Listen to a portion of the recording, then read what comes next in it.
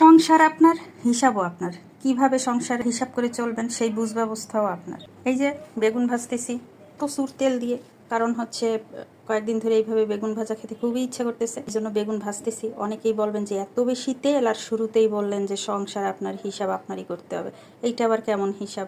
তেল তো প্রচুর পরিমাণে দিছেন, আরে শেষ পর্যন্ত দেখেন না। বেগুনগুলো যখন ভাজবেন দেখবেন যে যত তেল দেবেন ও ততই খাবে, মানে প্রচুর তেল চুষে নেয়।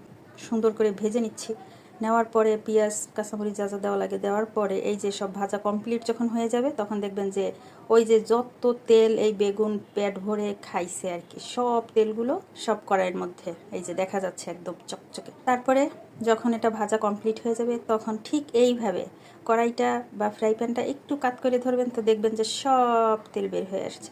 তারপরে আপনি টুকটুক করে বেগুন ভাজাগুলো উঠাই ফেলবেন। খুব ইচ্ছা করছে এরকম একটু বেশি বেশি তেলে বেগুন ভাজা খাওয়ার, খেলাম, আবার তেলটা উঠাইয়াও রাখলাম।